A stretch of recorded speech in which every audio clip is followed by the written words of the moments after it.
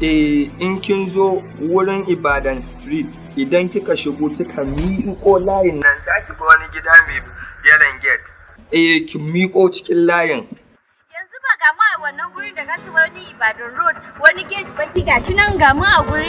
Ni ba ban gane ba ban ba so in zo ne kawai ka faɗa. Ina so mana my dear ki shigo layin za ki ganna a bakin gate. Ko wannan wurin bishiyar nan da na gani na ne? Ki miƙo cikin layin. Ba shi kenan bari mu gani. Oh my dear. Gaba ta nan.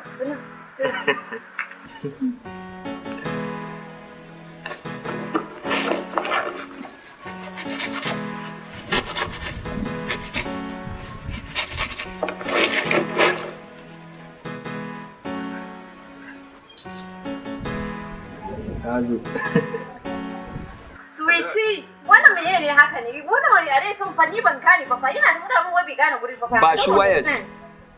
Ba shi wayas. To gashi sai mama. Hello? Wai kai ba dan gari bane fi sabilillahi tuntuni ka kawo yarinya wuri wannan wani irin dakikanci ne kan kuna ina ne? Nace a bar zagi yaro a daina zagi mana haba. Amma da ka ƙauye ka zo kai da kiki ne ko an ce ma Ibadan Street in kuka shigo layin nan kuka miko wurin wata bishiya gaban bishiyar akwai wani gida mai yalan gate wannan dakikanci ne da jahilci ta baka ta hawo keke na fef ɗinka wallahi dalla gafara. To shi kenan yanzu ga nan za mu zo ko. Wallahi akwai dakikan yan mashin wallahi gaba ɗaya ma ni koyo.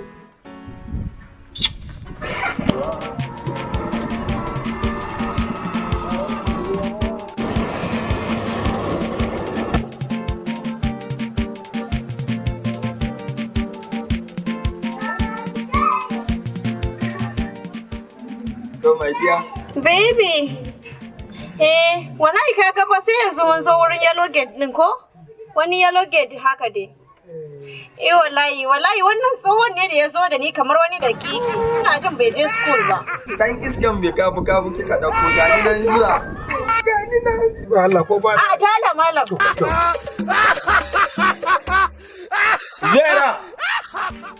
Zera. Dama ta da bugan talinta. Ta ga dama ta wanke.